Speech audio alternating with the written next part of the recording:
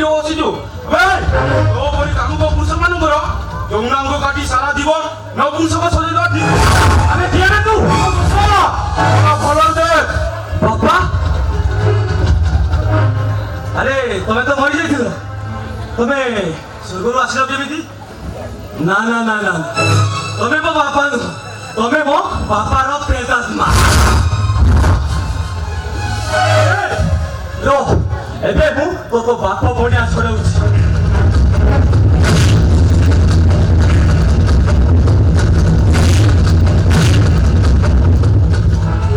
ଚଳିବ ନା ନିୟନ୍ତ୍ରଣ କରୁଛି ଶଳା ଚଳିବ କଣ ବେ ଶଳା ଚଳିକି ଦି ହାତ ବଳିବ ଶଳା ସେଇଟା ତ ହାତ ହାତ ନା ହାତ ନା ବେ ଶଳା ଛୋଟବେଳେ ତୁ ତ ବହୁତ ପ୍ରବଳ କ୍ଷୀର ପିଇଛୁ ନହେଲେ ଏତେ ବଳ ତ ଆସିବ କୋଉଠୁ ଆସୁନୁ ଆଉ ଦିଟା ଦେଇଦେବି ପୁରା 2 ମାସ ଲାଷ୍ଟିଂ କରିବ ଆଉ ହବନି ତୁ ଶଳାଟା ଦେବାରେ ପୁରା ଏକ୍ସପର୍ଟ ମୁଁ ଶଳାଟି ନେଇପାରିବିନି ହେଲେ ତୁ ଯୋଉ ଖାଇଲା ବାଘ ମୁହଁରୁ ତା ଶିକାରଟା ଛଡ଼େଇ ଦେଇଛୁ ସେ ବାଘ ଦିନେ ମତେ ଖାଇବ ବେ ବାଘ ଆମେ ଏକଥା ତୁ ମତେ କହିଲୁ ଆଉ କାହାକୁ କହିବୁନି ଲୋକେ ହସିବେ କାହିଁକି ନା ତୁ ଗୋଟେ କାମୁଡା କୁକୁର ବେ ତୁ ଗୋଟେ କାମୁଡା କୁକୁର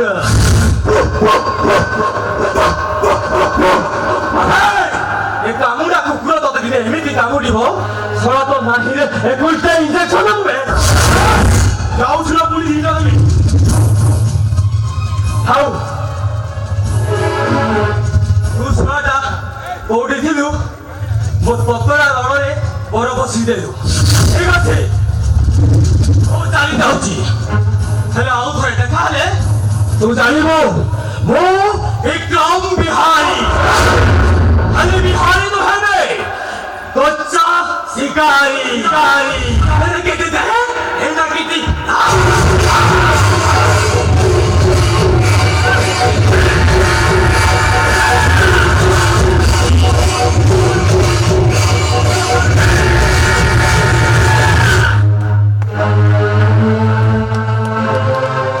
କଣ ଦରକାର ଥିଲା ଏ ସୁନସାନ ରାସ୍ତାରେ ଏକା ଚାଲି ଚାଲି ଆସିବ ଆରେ ବାବା ଏ ଆଜିକାଲି ବେଲ କଲ ଯାହା ହେଲାନି ଏଠି ନାରୀ ମାନେ ଆଦୌ ସୁରକ୍ଷିତ ନୁହଁ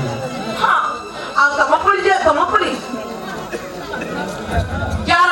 ହ୍ୟାଣ୍ଡସମ୍ ଲାଇଫ୍ ପାର୍ଟନର ଥିବ ତାର ଦରିବାର କ'ଣ ଅଛି ଇନ୍ଦିରା ଦେଖ ସୁରକ୍ଷା ଦେବା ପାଇଁ ସବୁବେଳେ ତୁମ ପାଖରେ ନଥିବ ତେଣୁ ଏତେ ଖାମଖିଆଲି ହେବାଟା ଆମର ଠିକ ହବନି ମୁଁ କିନ୍ତୁ